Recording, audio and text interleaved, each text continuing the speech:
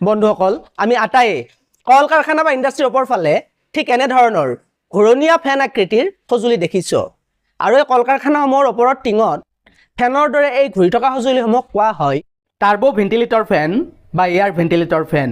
এই ফেনসমূহৰ কাম হ'ল কল কাৰখানাৰ ভিতৰত থকা গৰম বায়ুসমূহ বাহিৰলৈ উলিয়াই দিয়া।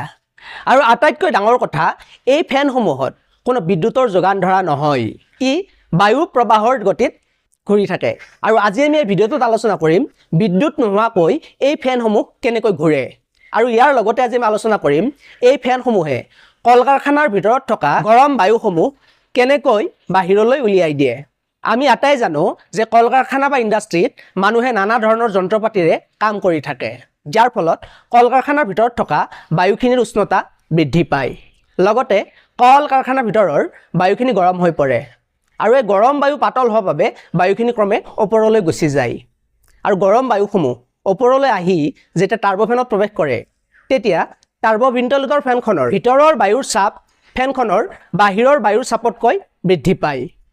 আৰু আমি আটাই জানো যে বায়ু সদায় বেছি চাপৰ পৰা কম চাপৰ ফালে গতি কৰে, যাৰ ফলত ফেনখনৰ মাজত থকা ফাঁকসমূহেৰে ভিতৰৰ পৰা গৰম বায়ু বাহিৰলৈ ওলাই যাব আৰু ফেনখনৰ ভিতৰৰ পৰা বেছি চাপৰ বাবে যি বলেৰে গৰম বায়ুসমূহ বাহিৰলৈ ওলাই যাব ঠিক একে বলেৰে ই টাৰ্বো ফেনখনক পিছফালে ঠেলি দিব, যাৰ ফলত টাৰ্বো ফেনখন ঘূৰিবলৈ আৰম্ভ কৰিব।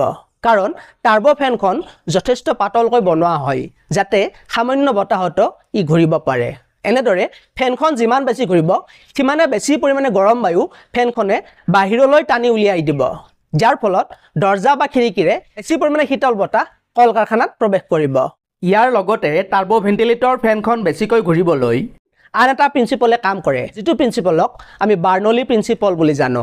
বাৰ্নৌলি প্ৰিন্সিপল মতে যেতিয়া কোনো নলিকা বা পথেদি কোনো গেছীয় পদাৰ্থ বা জুলীয়া পদাৰ্থ জোৰেৰে পাৰ হৈ যায় তেতিয়া সেই ঠাইখিনিৰ প্ৰেছাৰ বা চাপ কমি যায়। আৰু টাৰ্বো ভেন্টিলেটৰ ফেনখনৰ ক্ষেত্ৰতো যিহেতু গৰম বায়ুসমূহ জোৰেৰে পাৰ হৈ গৈছে গতিকে ফেনখনৰ আশে পাশে বায়ুৰ চাপ কমি যাব আৰু বায়ুৰ চাপ কমি যোৱাৰ ফলত বাহিৰৰ বায়ুসমূহে আহি ফেনখনত খুন্দা মাৰিব, যাৰ ফলত ফেনখন বেছিকৈ ঘূৰিব আৰু ফেনখন যিমানে বেছি ঘূৰিব সিমানে এই গৰম বায়ুসমূহ ভিতৰৰ পৰা বাহিৰলৈ টানি আনিব।